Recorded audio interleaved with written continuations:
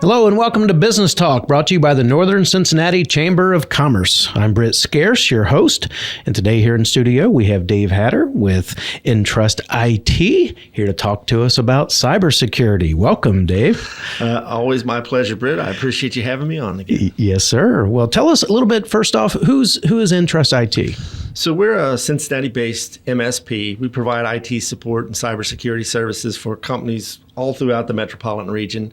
And, if you're looking for IT support, either you want to fully outsource it or maybe you just want to augment your team with our experts, we'd love to chat with you about that, or just talk about cybersecurity, which sadly is an evergreen topic because there's always something going on. And the bad guys, unfortunately, are really quite creative and devious and evil, and they will steal your money if you make it easy for them. Yes. If they would just spend half of that energy doing good, they would be very successful.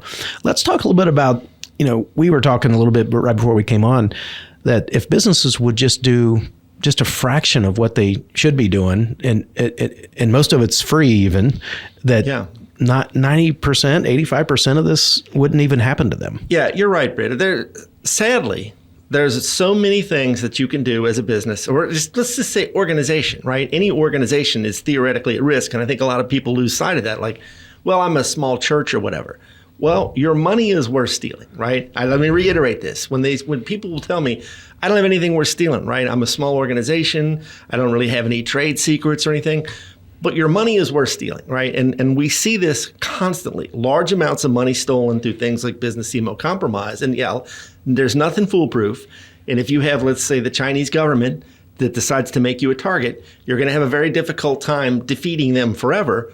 But there are a lot of things you can do that are essentially free or very low cost. And certainly the cost is very low relative to the possible consequences, but people just won't do it. The phishing kind of stuff. A lot of, like you said, they don't necessarily have to be a super big company because these thieves are looking for low-hanging fruit, right? They just want the easy stuff. They don't want to work any harder than they have to, right? Well, right. I mean, think about it from a return on investment standpoint as a business. If I can break into your systems because they're easy to break into, and I think the average person does not understand, there are literally tools that are freely available to do these types of attacks. You can literally rent this stuff. There's a thing called ransomware as a service and other types of criminal services. I'm not making this up. You can research this for yourself, where criminals say, okay, because a lot of these criminals, they're not super geniuses, okay? Mm-hmm. They're just criminals. The super genius types build the tools and the ransomware as a service and that sort of thing and say, okay, you do the attacks. If you make any money, I get a certain cut of it, and you essentially rent the tools for me. I know that sounds nuts. It's a real thing, okay? So when it's not a dude in a hoodie in his mom's basement trying to break into your organization. Yeah. It's all these automated tools and processes just scanning the internet looking for vulnerabilities, sending out hundreds of millions of emails, through phishing, or hundreds of millions of texts as smishing, because if I only get one or two out of 100 million and I get a couple thousand off each one, since most of this is originating from countries outside the United States, in many cases where $1,000 is an enormous amount of money. Yeah, they're doing pretty good. Yeah, they can live big on if they can get $10,000. And that's what people are missing, right? It's not that I don't have a lot of money, but any money they can steal is very helpful to them. They got a lot of time on their hands. They have access to these tools at little to no cost, and they're going to steal your money when they find you and you make it easy. And sadly, don't take my word for it. Just go look. You can find hundreds of stories a day of these kinds of attacks occurring. We see substantial thefts. Local company I'm aware of had $900,000 stolen through a business email compromise attack where bad passwords, that sort of thing. They got in, they lurk around, they figure out who you're doing business with. They find your invoices. They change the payment information. They send the invoices to your customers. They look legit to the customer. Yeah. The customer pays. The money you should receive is now who knows where. Yeah. And if you don't discover this right away, you're not ever going to see that money again. And I doubt your customer is going to want to pay you a second time, right? It's not their fault. Right. And that's another thing too, being around the banking world, you need to check your banking accounts regularly. You don't just reconcile things once a month. And I'm sure you can speak to this too, quality banks have all kinds of security measures you can take advantage of to reduce that footprint and make it much more difficult to have money stolen from your accounts. Yeah, that's another typical piece of advice I'm trying to give people is you should talk to your bank and you should find out all of the security capabilities they have and you should turn every one of them on because they will steal your money. They want to steal your money. Don't make it easy. Don't make it easy for them. Don't make it easy. Well, let's talk about another thing that's been, that just recently happened. You were talking, this is kind of a different type of topic, but swatting, this stuff that's been going on with schools.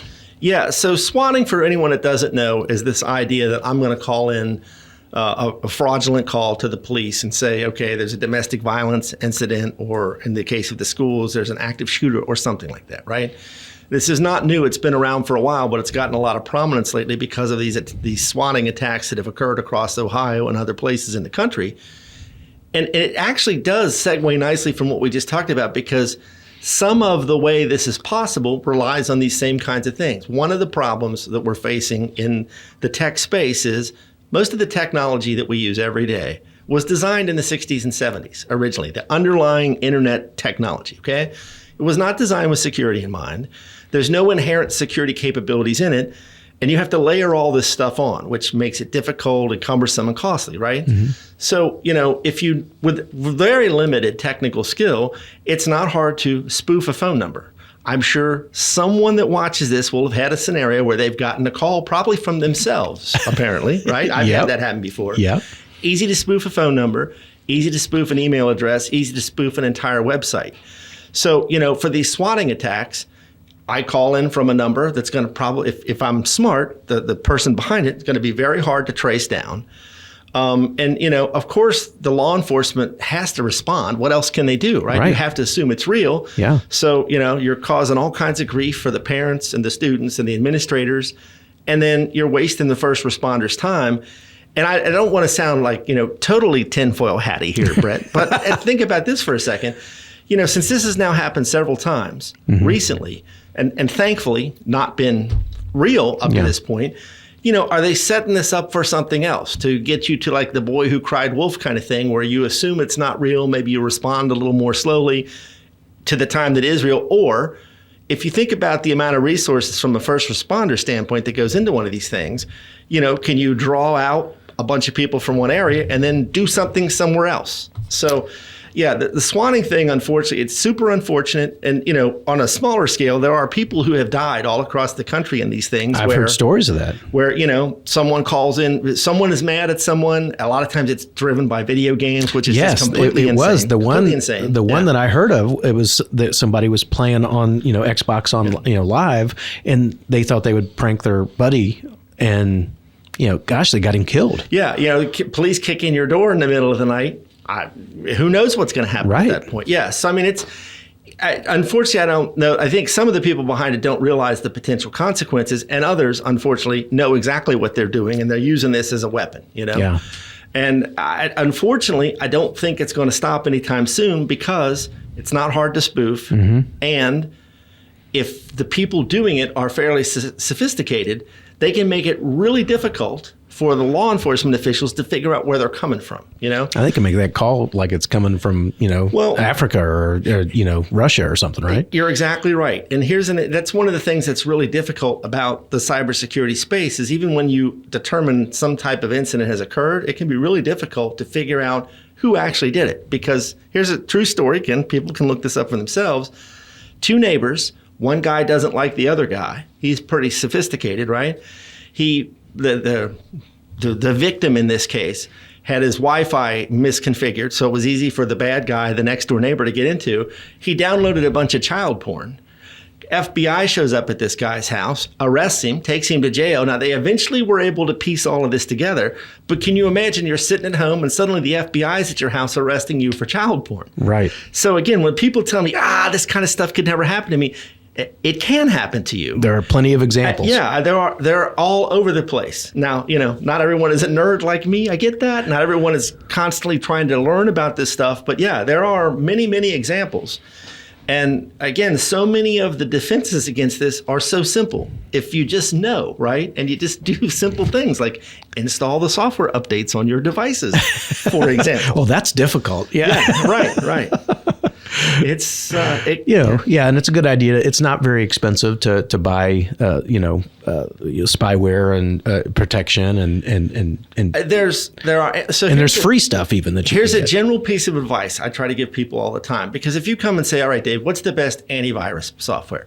And also, Britt, another thing that's problematic when you're trying to understand technology is the terminology changes. At one time, antivirus, more or less everyone knew what that was. Well, then it was called endpoint protection. Now you hear terms like MDR, XDR, EDR. It's all more or less the same thing.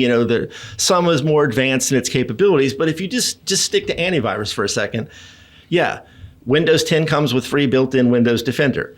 It's not bad. Mm-hmm. There are a variety of free antivirus packages out there. So my advice typically is don't even ask your nerdy friend like me. Just go to a site like PC Magazine or ZDNet or CNET, Ziff DavisNet, CNET. These are long-standing, reputable organizations, magazines that are now all web published, where they have editors and experts that test this stuff. And every year they'll say, here's the best 5 antivirus programs. Here's the best 5 VPN programs. Here's the best 5 whatever. So, but geared more towards consumers rather than something a business is looking to buy. So there's all kinds of extremely helpful free advice from reputable, trusted sources that can give you guidance and help you pick these things, know what to use, and it's all out there. You just need to know about it. So I appreciate the opportunity to talk about these things, because if folks would just use sites like that, they could avoid so many of these problems. Yeah, and like you said, the the bad guys, they're looking for low hanging fruit. Yep. And if you have your Wi-Fi unprotected, where everybody in the neighborhood can log in, well, they can do stuff like what you said that guy did to the other guy. Sadly, it happens all the time. So here's another thing that I think people might find interesting, because I'm totally opposed to free public Wi-Fi. I know people now spend looking at their phone all the time, always on some kind of device.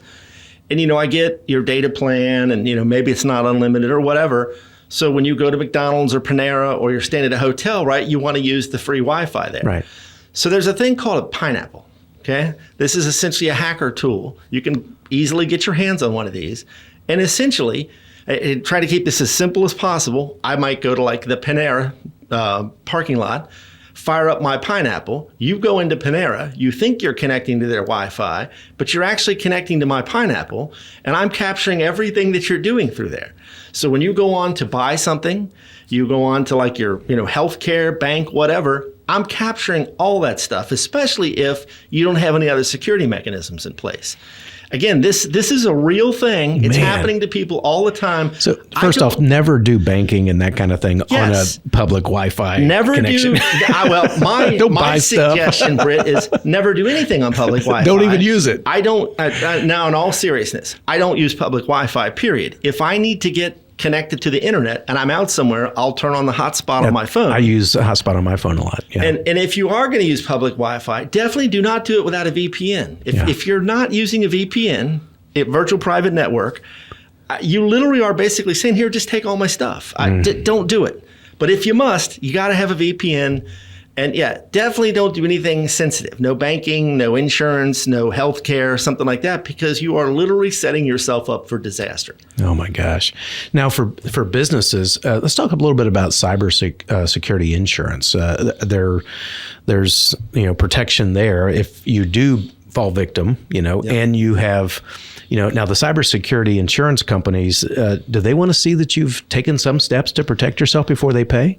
Yeah, you're right on the money here. Cybersecurity insurance has become just a total Wild West, because businesses will claim they've done things and haven't.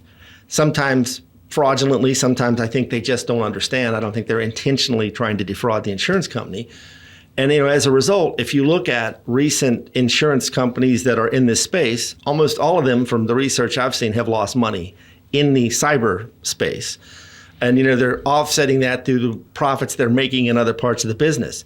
Premiums have exploded over the last 3 or 4 years because they're getting creamed on this stuff. And to a large part, it's because A, it's still an immature market, and the threat landscape is constantly changing, right? Mm-hmm.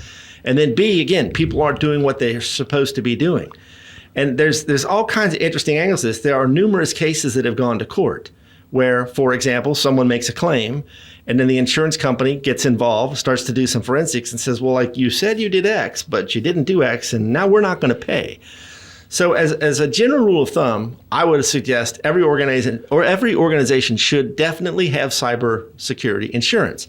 However, you really need to work with an expert that can understand what the insurance company is telling you it's going to cover and, the ins and outs of that process. What are the loopholes? Right. Cyber war, right? I mean, most of these policies have an exclusion in them. One of the cases that went to court, if I remember correctly, I think it was AIG. Company gets hit with an attack. They make a claim. It was like a $6 million claim or somewhere thereabouts. Mm-hmm. And once the forensics team gets involved and they start really digging into it, they eventually point the finger at an APT, an advanced persistent threat. I think it was Russia or China. I don't remember. They're two of the general ones behind this. Yeah. So well, that's an act of war, right? This is a nation state act of war. We're not going to pay. Went to court, languished in court for a long time. Eventually, and I'm kind of surprised, the courts ruled against the insurance company in that particular case. But that's why it's important to understand what the policy claims that it covers. And now most of the time, and we're seeing a ton of this with customers and prospects, I'm a small business. I had cyber insurance, or I listen to nerdy old Dave and Britt on here and say, well, I better get me some insurance. And then all of a sudden I get like a 20-page questionnaire from the insurance company asking all these very detailed questions about, well, do you have MFA on your VPN? And you might be saying, well, I don't know what a VPN is. I know what that is, yeah. So yeah, I strongly encourage every organization to get insurance in this place because an attack can be absolutely catastrophic. And while like all insurance, there's no guarantee it's going to bail you out. Now, and to their credit, they're forcing people to at least start asking questions about, well, do I have this? And if I don't, should I have it? And, what's it going to cost? How do I get it? Yeah, and they're forcing businesses and organizations to start to be more secure if they want the insurance. So, as painful as it is, because it does generally drive up your cost as a business to implement all this stuff if you haven't ever done it before.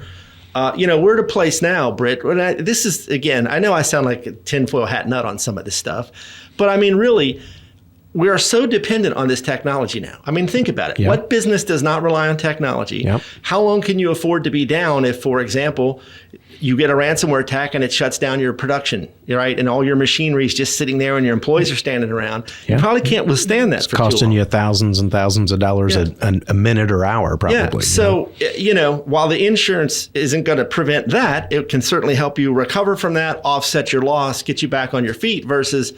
again, not in the insurance business, not an attorney, but if you look at the statistics of business that get hit with these kinds of really devastating attacks, many of them never recover because you can't go 2 or 3 weeks being completely down and unable to process customer orders and so forth. Right. And I mean, that is a real possible consequence of these kinds of attacks.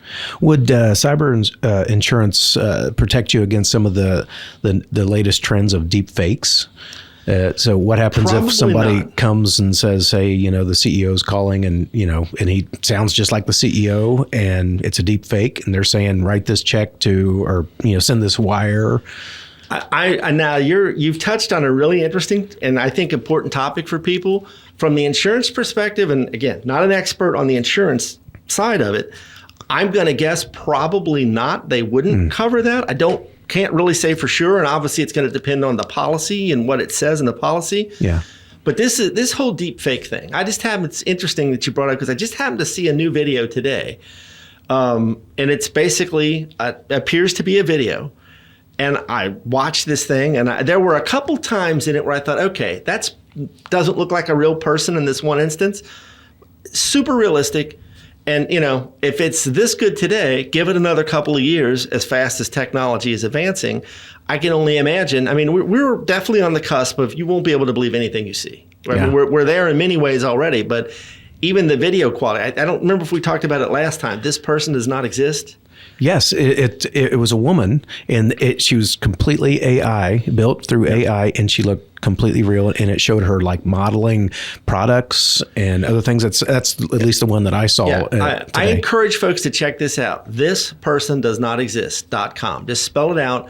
Every 2 seconds, it generates a new, quote, photo of a, quote, person. It's all completely generated by computers, completely whole cloth, all synthetic. And I've seen dozens, if not hundreds of these things now, because I talk about this to people all the time, because you need to understand it's getting increasingly difficult to believe anything that you see, and you can easily be defrauded if you don't understand these things. Yeah.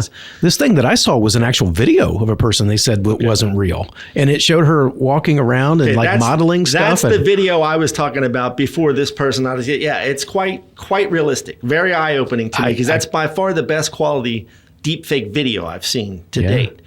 But yeah, just check out This Person Does Not Exist. It's absolutely mind-blowing. I've never seen a single photo in dozens, if not hundreds, that I would have told you was an actual human being. Wow. It's pretty shocking. And then you got deep fake voice. There are now at least 2 known instances where fraud has been committed through deep fake voice technology, where a voicemail was left for someone as part of a more elaborate scam. In one case, $35 million was stolen from a bank. Yeah, $35 million from a bank in the Middle East. It was a complicated scam, but one part of it involved a bank director leaving a voicemail authorizing this transfer, which was a deep sounded fake. just like them. You can go out right now. Anyone that watches this can go out right now with a little bit of search and download software and create deep fake voice. If you have about 1 to 2 seconds of someone's voice, you can create a very realistic deep fake of them. And the software is freely available right now. Wow. Yeah. So it's we're entering into a crazy kind of space. And again, I hate to sound like the tinfoil hat guy, but I mean, this stuff is real and people need to understand it, because it's happening right now, and it's gonna get worse before it gets better. Well, and that technology could be used, for like war things, where other countries can make it sound like a world leader is ordering some sort of a attack or something. But it's also could be used for just a mom and pop store that to steal $10,000 from them. You're absolutely right. And then there's another angle most people don't think about, which is, what do you think the impact of this is going to be on the legal system? I mean, I would tell you, until this became a thing, if you showed me a video of someone committing a crime, or conversely showed me a video of someone who was somewhere else that supposedly committed a crime elsewhere, I would tell you, well, that can't be, right? I'm watching it with my own eyes. Except now, because of this technology, it's not hard to create a video that's extremely realistic, as you mentioned, this model thing. Yeah. So if someone wanted to frame you, or the converse of that, I'm trying to get out of a crime because I've got a video or audio or whatever that purports to be me. I mean, this is it's going to have a very large impact on society, and it's not going to be 20 years from now. I mean, we're there now. Again, $35 million stolen. Are we all going to need like a GPS chip or something that proves that we're actually where we're at? I won't be getting one of those. I will not either, but it's. I mean, your phone pretty much tracks you pretty much, but that can be spoofed too, right? Pretty much. That gets a little trickier, but yeah, almost anything could be spoofed. Again, so much of this revolves around the fact that most of this technology was not designed with security in mind. I don't think anyone really ever foresaw like where we would be with all of this stuff. Yeah. And I mean, it is back in the 1950s and 60s when a lot of this stuff, came about. I mean, we were a very innocent society. We didn't think, a bunch of people were going to try to, steal money from other people or, hack companies and that sort of thing. Yeah, it's a real Wild West out there, unfortunately. Wow. And then, you talk autonomous cars. Yeah. They've been hacked. I have my wife has a friend that unfortunately was driving an autonomous car, and he was showing his buddy how it worked, and the thing went haywire and it veered off the road and crashed into a tree. And of course, they catch on fire and burn really hot when you crash them. Yeah. And I mean, that's a little scary. And if you think about if most of the cars out on the road end up being those kind of cars, versus just however many what small percentage they are right now, that's going to be scary. I couldn't agree more. I may have said this last time we were together. I tell people I'm a recovering software engineer. That's what I did for like 25 years. Okay. Mm-hmm. And, when I was writing computer software, I wasn't purposely making bugs in it. I'm just a human being. I make mistakes like everyone else, right? Stuff doesn't get tested thoroughly or whatever. So as a guy who is personally responsible for umpteen thousand bugs over the course of 25 years, the idea that I would get in a car that would be completely autonomous, not a chance. I mean, absolutely You've no seen chance. how that sausage is made. Yeah. Now, eventually, all of this stuff will obviously get better over time. But where we're at today, not a chance of that. Not a chance. Man. Yeah, I know how the sausage is made, and I know how things go wrong, Well, this has been very enlightening, very informative. How can someone get a hold of you if they want to, get with Intrust IT and see if their systems are in good shape, or, kind of consult with, maybe get some new ideas and that sort of thing with your services? Yeah, love to chat with folks. I mean, you can just go to Intrust, INTRUST-IT.com. I'm also easy to find on LinkedIn, Twitter, because honestly, Britt, I really am trying to educate people, whether they work with Intrust or not, because our society is so dependent on this now. We're all interconnected, we're all in this game together. So, one of the reasons why I got out of the software side of this and into more of the cybersecurity side is because really, we're so dependent. We're really kind of securing society now, whether it's the electrical grid or, that's a big threat. I could somehow hack into the railroad system and, shift a train full of chlorine and make it crash and kill a bunch of people. I know some of this sounds nuts, but that's where we are. So, love to chat about it. Intrust-IT.com. I'm on LinkedIn, Twitter. I'm out there, happy to help. And, just try to get the word out about this stuff so people can be aware and hopefully take adequate steps to protect themselves and their family and their organization. Wow. Great stuff, Dave. Thank you so much for being here and sharing this with us. You've been listening to Business Talk, brought to you by the Northern Cincinnati Chamber of Commerce. We thank you for listening.